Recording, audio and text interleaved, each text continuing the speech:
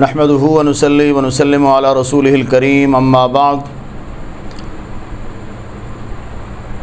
انتہائی محترم سامعین و ناظرین، فلسفہ قربانی کے حوالے سے کچھ باتیں میں نے عرض کرنی ہیں۔ اللہ تعالی ہم سب کی قربانیوں کو اپنے بارگاہ میں مقبول و منظور فرمائے۔ حضرت سیدنا ابراہیم علیہ السلام جس سے اللہ رب العزت نے اپنا خلیل بنایا تھا، تو یہ قربانی اس نبی کی سنت ہے۔ صحابہ کرام رضی اللہ عنہم اجمعین نے جناب رسول اللہ صلی اللہ علیہ وسلم سے سوال کیا کہ ما هذه الاضاحی یا رسول اللہ، کہ یہ قربانی کیا ہے اللہ کے رسول؟ تو آپ نے جواباً فرمایا کہ سنت ابیکم ابراہیم، کہ تمہارے باپ دادا ابراہیم علیہ السلام کی سنت ہے۔ تو صحابہ نے اگلا سوال کیا کہ اس کے بدلے میں ہمیں کیا ملے گا؟ تو فرمایا کہ بکل شعرۃ حسنہ، جس جانور کو تم اللہ کے راستے میں قربان کرتے ہو اس جانور کے ہر بال کے بدلے تمہیں اجر ملے گا۔ تو یہ چونکہ قربانی جو ہے یہ حضرت ابراہیم علیہ السلام کی سنت ہے۔ تو اس کا میں فلسفہ عرض کر دوں کہ ابراہیم علیہ السلام کی پوری زندگی امتحانات کے اندر گزری، ایک امتحان کے بعد دوسرا امتحان، لہذا کہ آپ کی زندگی کے 120 سال گزر گئے اور آپ کے ہاں کوئی اولاد نہیں تھی، آپ کے بچے نہیں تھے۔ آپ کی 2 بیویاں، بڑی بیوی حضرت سارہ سلام اللہ علیہا اور چھوٹی بیوی حضرت ہاجرہ سلام اللہ تعالی علیہا موجود تھیں۔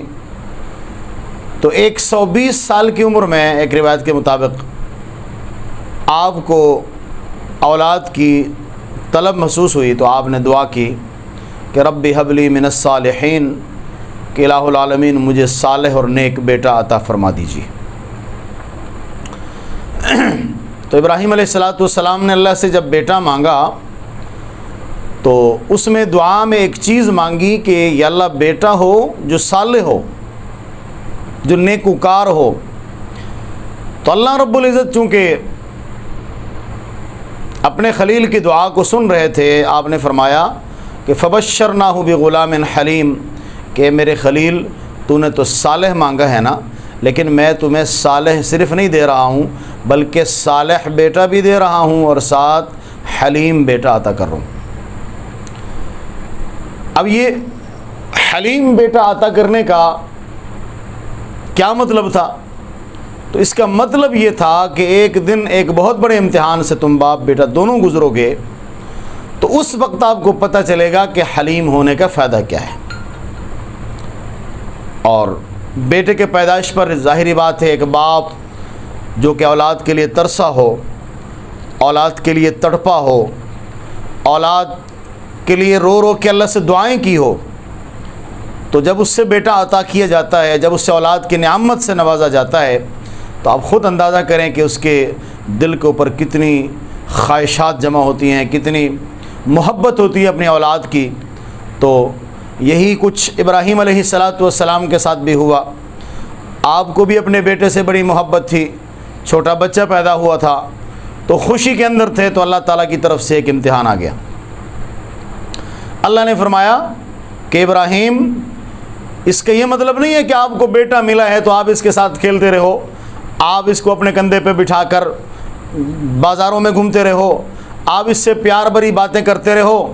نہیں، بلکہ آپ نے اس بیٹے کو اور اس کی ماں کو یہاں سے اٹھانا ہے اور لے جا کر ایک ایسی جگہ پہ چھوڑ کے آنا ہے جہاں پر نہ دانا ہو، نہ پانی ہو، نہ پرند ہو، نہ چرند ہو، بے آب و گیاہ وادی، جس کو قرآن نے عند ذی زرع سے تعبیر فرمایا ہے، وہاں چھوڑ کے آنا ہے۔ تو آپ اندازہ کریں محترم ناظرین کہ ابراہیم علیہ السلام اپنے بیٹے کو اٹھایا، ساتھ لیا اور اپنی بیوی ہاجرہ کو ساتھ لیا اور چلتے رہے۔ الا ھذا کہ ایک ایسے مقام پہ پہنچے جہاں پر کوئی دور دور تک انسان نام کی کوئی چیز نظر نہیں آ رہی تھی۔ وہاں پہنچ کر اپنے سواری سے اترے، بیوی کو سواری سے اتارا، بیٹے کو اتارا، وہیں چھوڑ کر انہی قدموں کے ساتھ واپس ہونے لگے تو بیوی نے خلیل کا دامن پکڑ لیا اور پوچھنے لگی کہ اے اللہ کی خلیل، ہمیں یہاں اس بے آب و گیاہ وادی اور بستی کے اندر جہاں کوئی چیز موجود نہیں ہے، کس کے سہارے چھوڑ کے جا رہے ہو؟ تو خلیل علیہ السلام نے اپنی یہ انگشت شہادت آسمان کی طرف بلند فرمائی، تو اشارہ یہ تھا کہ یہ حکم اللہ رب العالمین کا ہے۔ تو وہ فرمان بردار بیوی فوراً خاموش ہو گئیں اور یہ سمجھ گئی کہ جس اللہ کا یہ حکم ہے یہ وہی اللہ ہے جس نے ابراہیم خلیل کو آتش نمرود کے اندر 40 دن تک بحفاظت رکھا اور پھر جو ہے نا اس سے نکالا، وہ اللہ آج یہاں اس بے آب و گیاہ وادی اور اس علاقے میں اس مطلب بیابان کے اندر میری بھی حفاظت کرے گا۔ یہ سوچ کر وہ خاموش ہو گئیں۔ تو جب اس امتحان سے گزرے تو پھر اگلا امتحان آ گیا۔ اب اللہ کی طرف سے اجازت مل گئی باپ کو بیٹے سے ملنے کی۔ تو جب ملنے کی اجازت ملی، باپ آیا بیٹے سے ملنے کے لیے، تو قرآن ہمیں بتاتا ہے کہ بیٹا اس وقت باپ کے ساتھ چلنے کے قابل ہوا تھا، یعنی کہ چل پھرنے کے قابل ہوا تھا۔ فلما بلغ معه السعی، وہ باپ کے ساتھ چل پھر رہا تھا، اس عمر کو پہنچا تھا، تو اس وقت اللہ کی طرف سے امتحان آیا۔ کیا امتحان آیا؟ بڑا خطرناک امتحان آیا۔ فرمایا خواب کے اندر اللہ رب العزت نے کہ اے خلیل، جو تیری سب سے زیادہ محبوب چیز ہے وہ میرے راستے پہ قربان کر دو۔ اٹھے صبح کو اور 100 اونٹ اللہ کے راستے میں قربان کر دیے۔ دوسری رات کو پھر وہی خواب، تیسری رات کو پھر وہی خواب، چوتھی رات کو جب وہ خواب دیکھا تو سمجھ گئے کہ اللہ رب العزت مجھ سے کچھ اور چاہتے ہیں، تو اٹھے اور سمجھ گئے کہ دنیا میں اگر میری سب سے زیادہ کوئی محبوب چیز ہے تو وہ میرا بیٹا ہے اسماعیل علیہ السلام۔ تو اپنے بیٹے سے باپ مشورہ کرتے ہیں، پوچھتے ہیں بیٹے سے کہ یا بنیا انی ارا فی المنام، کہ میرے بیٹے میں کیا دیکھتا ہوں خواب میں کہ انی اذبحک، کہ میں آپ کو قربان کر رہا ہوں، میں آپ کو ذبح کر رہا ہوں۔ فانظر، دیکھیے، ماذا ترى، تو دیکھ لیجیے آپ کی کیا صلاح ہے، آپ کیا کہتے ہیں اس کے بارے میں۔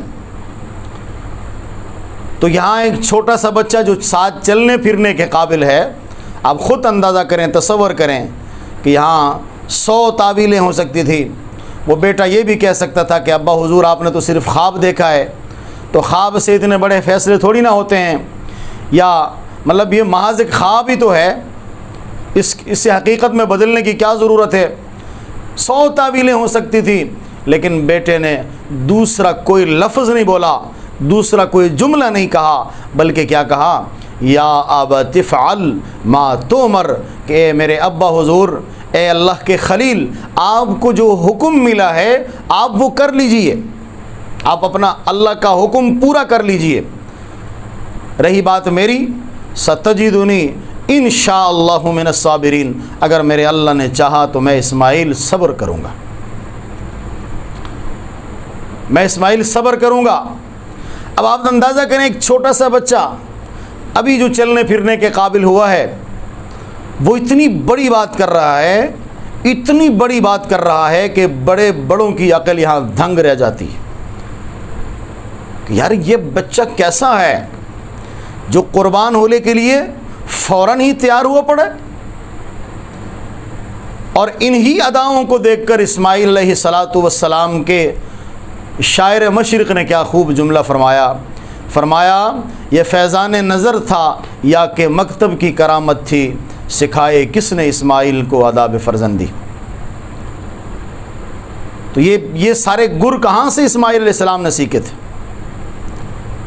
تو میرے عزیزوں، پھر باپ کو مشورہ دیتے ہیں کہ ابا حضور اب میں قربان ہونے کے لیے تیار ہوں، آپ قربان کرنے کے لیے تیار ہے، ہم دونوں مل کر اللہ کا حکم پورا کریں گے، لیکن میری کچھ شرطیں ہیں، میری کچھ شرطیں ہیں۔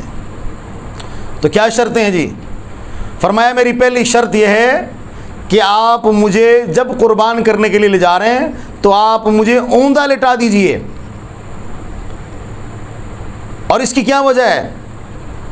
فرمایا اس کی وجہ یہ ہے کہ جب ہماری آنکھیں ملیں گی، مجھے اگر آپ سیدھا لٹائیں گے تو ہماری آنکھیں جب ایک دوسرے سے ملیں گی تو کیا ہوگا کہ پدری محبت جو ہے وہ جوش مارے گی، اور ہو سکتا ہے کہ اس پدری محبت ہمارے قربانی کے راستے میں حائل ہو جائے اور آپ سے اللہ کا حکم پورا نہ ہو سکے۔ اس لیے میری یہ تدبیر ہے کہ آپ مجھے اوندے منہ لٹا دیجئے، اور دوسری تدبیر میری کیا ہے، دوسرا مشورہ میرا یہ ہے کہ میرے ہاتھ پاؤں آپ باندھ لیجئے، کہیں ایسا نہ ہو کہ جب میری جان نکل رہی ہوگی، جب میں اللہ کے راستے میں قربان ہو رہا ہوں گا تو میں تڑپوں گا، اور میرے تڑپنے کی وجہ سے میں ہاتھ پاؤں ماروں گا، میرے ہاتھ پاؤں مارنے کی وجہ سے کہیں میرا پاؤں آپ کے وجود مبارک کو لگے اور مجھ سے گستاخی ہو جائے، میں ایک نبی کا گستاخ ٹھہر جاؤں، تو یہ مجھ سے برداشت نہیں ہوگا۔ اس لیے میری گزارش ہے کہ میرے ہاتھ پاؤں باندھ لیجیے۔ کیا بچہ تھا یار، کیا کمال کا بچہ تھا، اور کیا کمال کی وصیت اور نصیحت کر گیا۔ اور اسی طرح ہوا کہ فلما اسلما وتلہ للجبین، ابراہیم علیہ السلام بچے کو لے کے چلے اور یہاں تک کہ اسے اوندے منہ زمین پہ لٹایا اور اس کے گلے پہ چھری رکھ کر چلانے لگے۔ اور ایک بات آپ کو یہ بھی بتا دوں کہ ایک نبی کے اندر 40 نوجوانوں کی طاقت ہوتی ہے، تو یہ نبی اللہ کا اپنا جتنا اس کے اندر زور تھا سارا زور چھری کے چلانے پہ صرف کر دیا، لیکن چھری کو چلنے سے جس نے روکا تھا اس کی طاقت اتنی ہے کہ وہ کن کہہ دیتے ہیں، دنیا بن جاتی ہے۔ اس نے جب حکم دیا چھری کو، آپ نے میرے اسماعیل کے بال تک کو نہیں کاٹنا، اب چھری کی کیا جرت ہے کہ وہ ابراہیم کے ہاتھوں چل جاتی اور ابراہیم علیہ السلام کے ہاتھوں اسماعیل کا گلا کٹتا۔ امتحان سے گزارنا مقصود تھا، تو اللہ رب العزت نے اس طرح اپنے جو ہے نا خلیل کی قربانی بھی قبول فرما دی اور اس کے بیٹے اسماعیل کو بھی بچا لیا، اور ان کو کیا فرمایا کہ قد صدقت الرؤیا، کہ ابراہیم تجھے مبارک ہو کہ تو نے اس خواب کو سچ کر کے دکھایا جو خواب تجھے دکھایا گیا تھا۔ انا کذالک نجزی المحسنین، ہم نیکوکاروں کو ایسا ہی بدلہ دیا کرتے ہیں۔ وفدیناہ بذبح عظیم، اور عظیم قربانی جو ہے نا وہ اس کو عطا کر دی گئی، ایک دمبے کی صورت میں جو کہ جنت سے لایا گیا تھا، اسماعیل کی جگہ پہ وہ دمبا قربان ہوا، اور اللہ رب العزت اس طریقے سے اپنے خلیل حضرت سیدنا ابراہیم علیہ السلام کی قربانی کو قبول فرمایا۔ تو یہاں کیا چیز کار فرما تھی؟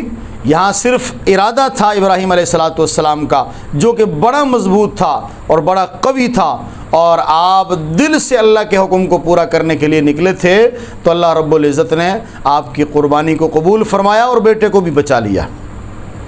تو آج میں اور آپ جو قربانی کر رہے ہیں اس کے اندر بھی ہمارا ارادہ مصمم ہونا چاہیے، ہماری نیت صاف ہونی چاہیے۔ نیت گوشت کھانے کی ہو تو کوئی قربانی نہیں ہے، نیت بچوں کو راضی کرنے کی ہو تو کوئی قربانی نہیں ہے، نیت اللہ کو راضی کرنے کے لیے ہو اور اللہ کے رسول کی مبارک سنت پوری کرنے کی ہو، اور اچھا اور خوبصورت جانور لے کر جب ہم اللہ کے راستے میں اس سے قربان کریں گے اور نیت ہماری صاف ہوگی اور جولی پھیلا کر کے اس سے قبولیت کی دعا کریں گے تو انشاءاللہ اللہ تعالی ہماری قربانیوں کو قبول فرمائے گا۔ اللہ سے دعا ہے کہ اللہ تعالی ہمیں سمجھنے کی، عمل کی توفیق عطا فرمائے۔